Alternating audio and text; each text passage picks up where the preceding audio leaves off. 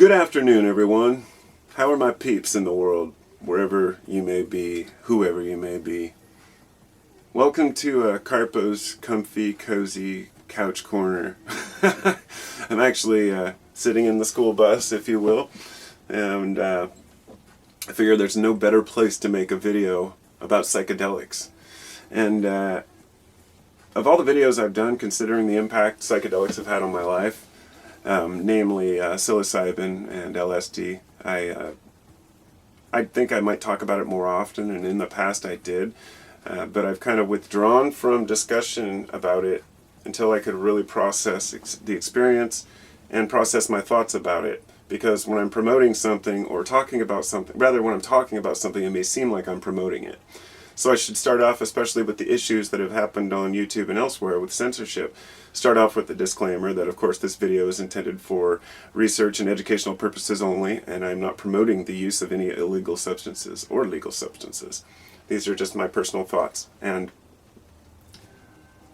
I'm no newbie. I've had a few of my subscribers say, "Oh, you know, I bet you've taken psychedelics," and I kind of just, Yes, I have, and I've taken quite a bit in my time, especially when I was younger, in my teen years. Somebody had given us some LSD when we were in high school. I think we were sophomores or freshmen, I think, and next thing we know, my buddy gets a quarter sheet of acid for his birthday from this other guy that went to our school. He was like a class above us, and he... Yeah, we ended up taking that over a period of a couple days, and it was a really interesting experience. My friend was kind of scared off from it, and from that time on, I mean, we all had a variety of journeys together, and some people parted ways with psychedelics, and others, it was a very profound experience, and for me it was an extremely profound experience that allowed me to understand myself and my world a little bit better. So what I'd like to do here is try to cover a few important facts about, at least to the degree that we know, about psychedelics, namely LSD or psilocybin. And I prefer mushrooms. The way I describe the two is mushrooms are round, LSD is square. I mean, I can't really put it any other way than that. It's a different feeling. LSD tends to last longer, and it can be a little more jagged feeling, a little more, some people call it, more unnatural or not as organic feeling, and that's very hard to describe, but I'll leave the semantics and the comparisons between substances for another time, and I'll also leave all the technical aspects about how they operate. The 5-HT2A receptor seems to be favored, but most people listen to that and they say, what's the 5-HT2A receptor? So I'm going to start off with the reason why I don't talk very often about psychedelics. It's because I've seen what psychedelics can do to a person who is already predisposed to have mental illnesses. And I noticed this with my friends when I was younger and a few acquaintances that we had, that I wasn't exactly sure if it was the substance or the person, but all the talk about, in the 60s and 50s, 60s, 70s about LSD being dangerous, being causing people to jump out of windows and be suicidal and permanent brain damage, all these things were blown out of proportion to scare the public away from LSD. But that doesn't diminish the fact that if a person takes a large amount of any psychedelic and they are not stable enough, they might do something stupid. I mean, that goes without saying. People do stupid things when they drink too. So when you look at the average person, the average, psychedelic user, it's more of a profound experience that gives a lot of people almost more hope, rather than, but not to the point where they really believe that they're invincible. But it does happen. The people who have been reported to have serious, mental issues afterwards, usually, and the thought goes, is that these were people who are already predisposed to have mental illnesses, namely schizophrenia or bipolar disorder, which in a kid can be triggered by this. And these things usually reveal themselves between the ages of 18 to 25 anyway. So when a person is trying out these new substances, generally that's about the age when they start, really experimenting. Of course, some younger, but like myself. But it could trigger an already mental, episode, some sort of a manic underlying disorder. There's so many different issues we can have with our minds. So I'm going to set that aside and say, in general, I don't believe psychedelics cause mental illness, but I believe they can trigger it in some individuals. So, how does it work? Well, I want to put it in layman terms. It shuts down the part of the brain that deals with reasoning and your, if you will call it your, I'm going to turn this down, it's going to distract me. It basically opens up more crosstalk among the brain by shutting down the part of the brain that deals with getting things done right here, the reasoning and functioning. But that's very hard to describe because you can still reason completely clear. It's just that you're reasoning in a different way. The interesting thing is that, like psilocybin is actually, in LSD, they are better at activating serotonin receptors than serotonin itself. It actually changes the receptor in the way that it interacts. It allows it to accept more serotonin. Like MDMA is completely different, and this isn't on that list. I'm just talking about, the two big ones, that the main psychedelics, if you will. And DMT, I know, is in there. That's for a totally different discussion because it's a different, operates on a different level. So basically there's less blood flow to the control center of the brain, allowing crosstalk between areas of the brain that ordinarily are suppressed because you're so busy being a human. In other words, we've had to evolve to this point. We've had to be aware of our surroundings. Fight or flight has to kick in when we need it. All of these things shut down the capacity of the brain. The old idea that we only use 10% of our brain, we know that's not true now. But we also know that the brain can be used to its full capacity, and that we have a lot more to draw on if we can alter the way that our brain operates for even a short time. So why do I find psychedelics such a fascinating thing? They cause you to plan your life if you do them in the right context. This is the interesting thing. There are so many kids out there partying and going to shows and concerts who just take psychedelics and go out and party, and that's not the right way to benefit from it. I'm not saying you can't have fun, but when you sit down quietly, maybe listen to some music and talk with people, it can not only cause you to, see your life, it basically, you see the truth in yourself if you're willing to be honest with yourself. It causes you to want to make changes in your life for the better. Things that you know that you need to deal with, but that are suppressed because we naturally block out negative things. The thing is, you don't want to be overwhelmed by a whole bunch of crap you got to deal with and be like, oh my God, I'm screwed. And for me, the psychedelics don't do that. They allow you to sit next to your problems and say, how do I deal with this? It's a very fascinating thing that I can't really describe, and a person would just have to experience it on their own.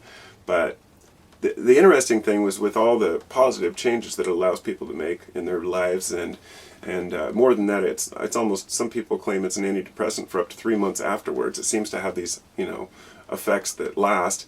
And for me, even today, I'm a very cautious psychedelic user, and it's usually not more than once a year, sometimes less.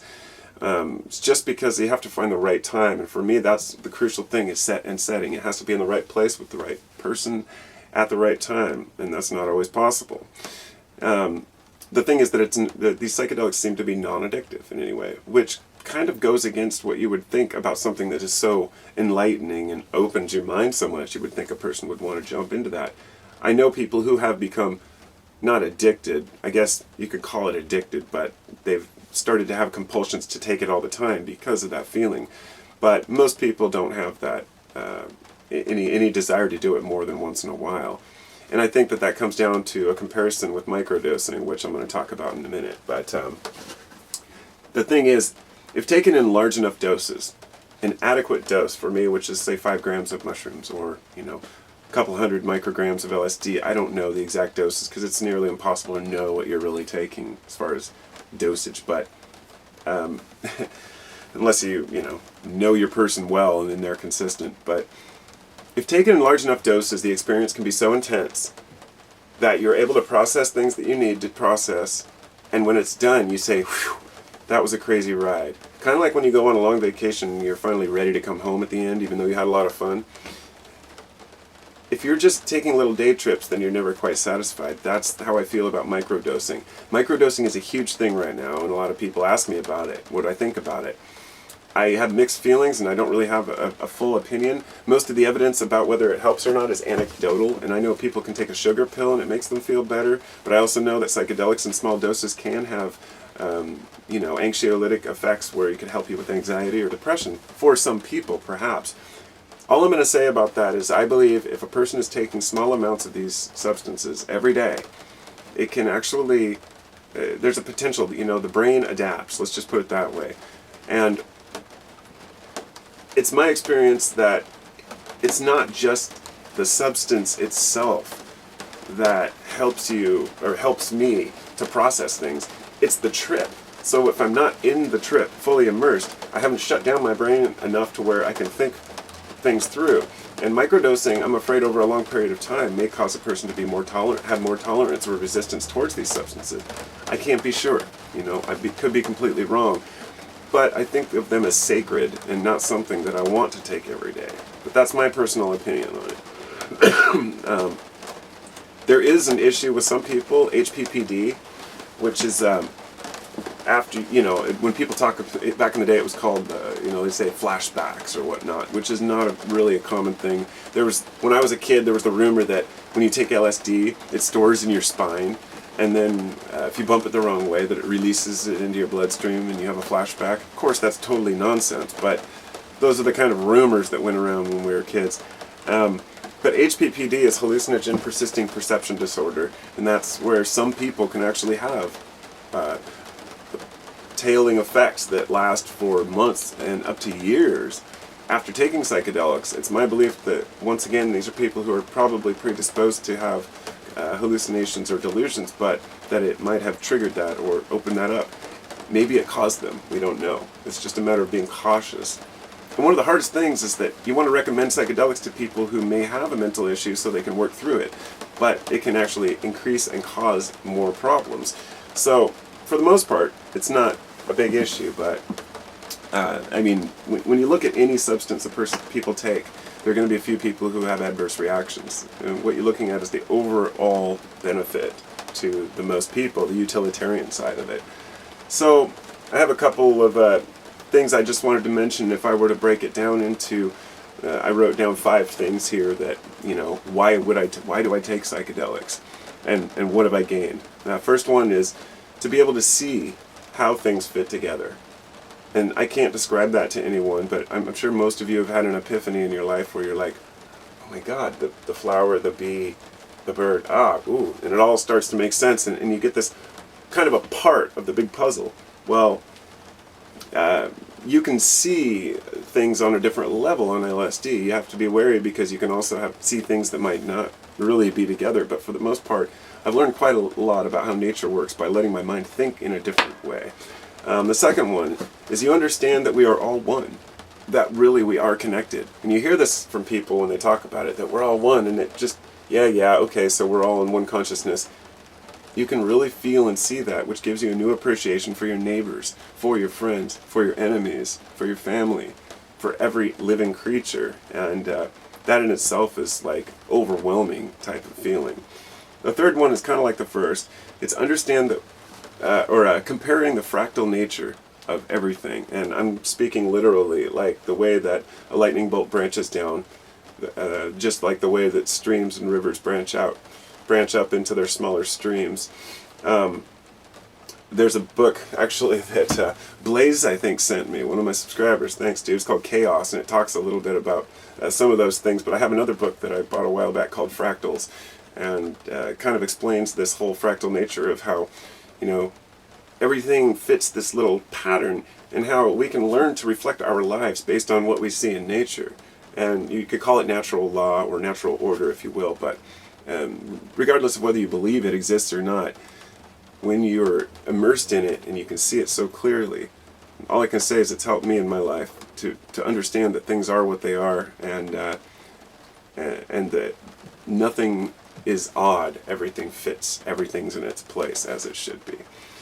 The fourth one is to find our faults and to process them honestly. And that's one of the most interesting things about psychedelics. I can sit there and I'll think about, oh man, I have to get this done, I need to pay this bill or call this, or, one time when I was just taking MDMA, but I was looking to figure out what I wanted to do for the future. And at that time I was broke. I couldn't work because my back was messed up. And then I was inspired. I just said, I should start, since I love Kratom, and I know where to get the good Kratom, I should start selling Kratom to the people who have been asking me. And it was the next day I started my company. It was that, spontaneous, but also inspiring, that moment. Any type of psychedelic, MDMA works on a different level, and I'm not including that here, but it can also be a tool, which is obvious why they're using it at Johns Hopkins University, and they're doing tests on psilocybin as well as MDMA and LSD. They've been testing these for years. But the fifth one, which is one of the most crucial for a lot of people, is to help mend relationships. And that's why originally, say, MDMA was used by psychiatrists back in the 70s, because they could bring a husband and wife in who hadn't been getting along. They could take MDMA in a therapeutic setting, talk about their relationship, and walk out completely reconnected.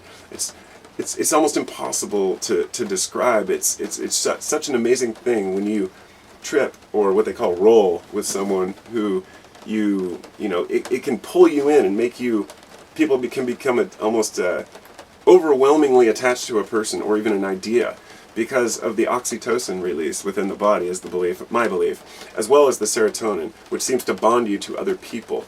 So you got to be cautious. If you're out at a party sometime and you're taking, you're on some substance, and so is she, or he, or whatever, and you end up getting together with someone saying, "This is the love of my life," watch yourself, because you may be bonding with something or someone that you don't even realize is, it's all in your head. So that's where we have to use our smarts as well.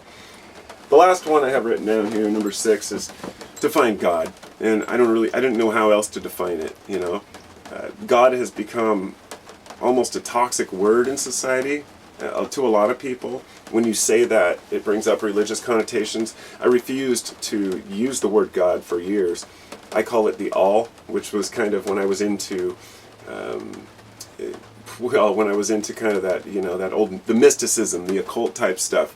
I really believed that the reason why people were scared of that is because the occult type knowledge is very similar to what psychedelics might make you aware of, to bring you in tune with not just the light, but the darkness, and realize that one cannot exist without the other.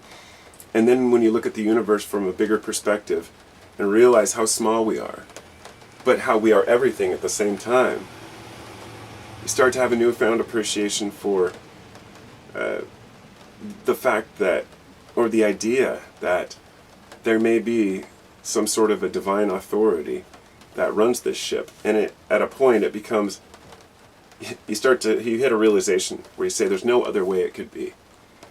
That the universe, of course it was created. And to ask me that 15 years ago, I would have said, hell no. Of course, it just, you can't say it was created, but it's not a matter of proving it. It becomes a point where you can see it and you can feel the patterns and understand that you don't have to prove everything happens for a reason. I don't believe in, I'm not going to get into the free will versus determinism or the duality, non-duality. All of that pales in comparison to just knowing and having this awareness of that there is something greater, but there's no point in trying to define it. What we have to do is live back within that fractal nature of life and try to live by what we see around us, if that makes sense, without getting wrapped up in what we see in other humans, but also acknowledging that other humans are smarter as a whole than any individual. One ant cannot operate an anthill, let alone build it. So, here we are trying to find ourselves. So that's my discussion about psychedelics. There was a couple more things I wanted to mention. I was going to talk about DMT, which is a completely, you could talk, of course, forever about, I haven't taken ayahuasca, which is a DMT containing basically MAOI, or monoamine oxidase inhibitor, which stops it from being broken down in the gut. But most people, when they talk about DMT, they're talking about smoking it. And that experience, like McKenna said, it's like being blasted through a can into the moon. It's so fast and so intense, and it takes you to such a crazy, wild, dark, strange place. Not dark in a bad way, but it's something completely different. Put it this way. Psilocybin puts me in touch with my world. DMT seems to put me in touch with a completely different world, and I have found it's not a very useful tool for my needs. So my personal thing is that I usually pass on it. But a couple times I've had some DMT trips, which took me to a land that I wouldn't say it convinced me that there was something greater. It just convinced me that there are several layers to this reality that we can't ever hope to understand or see. But all of this research that I've done, all of my own experimentation, has led me to believe that a majority, if not all, of the experiences from any of these psychedelics all come from our own heads. That we're not taking a substance and receiving signals from some alien race or from some angels or demons or deities. These are all our own demons and our own angels within our own body and our own mind that we're trying to work out, figuring out who we are and who we want to be. And that's very difficult. So any tool that can help us on that path, I think, is an essential one. And to realize these come from within us gives us more power, not less. We should be empowered by the idea that psychedelics are here for an obvious reason. And I wouldn't say that it's chance that they're so similar in structure to serotonin, or that it does such an amazing thing to humans. And DMT exists everywhere in nature, in most plants, and psilocybin-containing mushrooms are always found near people and growing on cow patties and near paths. There's a message out there that we can read if we're willing to look at it. And it's not for everyone. It's just, think of it as a course, like a college course. Some people take the psychedelic course, some people don't. But it's important that we listen to those who have and not write them off as just crazy tripper people. Most psychedelic users I've talked to with are very intelligent people and can confirm a lot of the insights that we've all had and live by them. And hopefully it gives us a better life for ourselves and those around us. So be safe. If you're going to take some, know who you're talking to and trust who you're with. And please, for goodness sake, do not email me asking me where to get mushrooms or LSD. I've had that happen a few times. Do you realize that that's a felony and that there's no way in hell I would put myself through that? So be safe, be smart. Remember that it's all just to find out how to live a better, more comfortable life and understand it. So with that, I bid you all farewell, and I hope you have a good day. Go to 2222.